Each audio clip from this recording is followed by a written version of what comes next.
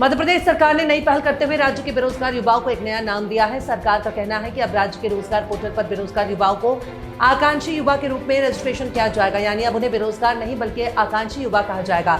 वहीं आजर सरकार का दावा है कि सरकार तेजी के साथ राज्य के बेरोजगार युवाओं को रोजगार मुहैया कराएगी। भाजपा सांसद त्रिवेंद्र सिंह रावत ने संसद में अवैध खनन को लेकर दिए गए बयान पर सफाई दी है। उन्होंने कहा कि उनके बयान को किसी व्यक्ति विशेष से जोड़कर ना देखा जाए, क्योंकि उन्होंने व्यापक जनहित को ध्यान में रखते हुए ये मुद्दा उठाया था। रावत ने कहा कि उनका मकसद राज्य में अवैध खनन और उससे होने वाले पर्यावरणीय नुकसान को उजागर करना था, न कि किसी अधिकारी या व्यक्ति को निशाना बनाना। उत्तर प्रदेश में औद्योगिक विकास को और अधिक पारदर्शी और तेज बनाने के लिए योगी सरकार ने प्रदेश के प्रमुख औद्योगिक प्राधिकरणों का विस्तृत डेटाबेस तैयार करने की प्रक्रिया शुरू करने का निर्माण किया है। इस कदम से भूमि आवंटन में तेजी आएगी और निवेशकों को सटीक जानकारी उपलब्ध होगी। मुख्यमंत्री योगी आदित्यनाथ के निर्देशानुसार इन्वेस्ट यूपी इस डेटाबेस को तैयार करने का कार्य जल्द शुरू करेगा। कांग्रेस संसदीय दल के अध्यक्ष सोनिया गांधी द्वारा हाल ही में नई शिक्षा नीति 2020 पर दिए गए बयान पर यूपी के मंत्री संजय निषाद और निषाद पार्टी के राष्ट्रीय अध्यक्ष ने प्रतिक्रिया दी है। संजय निषाद ने कहा कि जनता ने कांग्रेस को नकार दिया क्योंकि उनकी शिक्षा नीति वास्तव में खराब थी। 60 वर्षों तक उन्होंने ग्रामीण आबादी को अंग्रेजी नहीं पढ़ने दी। उनके पास कौन सी शिक्षा नीति थी।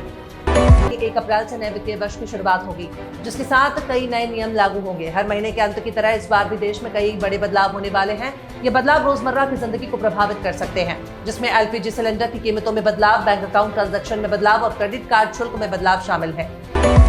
भारतीय जनता पार्टी नेता मिथुन चक्रवर्ती ने पश्चिम बंगाल में हिंदू वोट को एकजुट करने की अपील करते हुए बांग्लादेश का उल्लेख किया और कहा कि बांग्लादेश ने केवल ट्रेलर दिखाया है। इसके बाद बंगाल में हिंदू बंगाली का अस्तित्व बच पाएगा या नहीं, इस पर संदेह है। उन्होंने हिंदू वोटरों को इस बार भारी संख्या में मतदान करने की अपील करते हुए कहा कि यह हमारी अस्तित्व की लड़ाई है।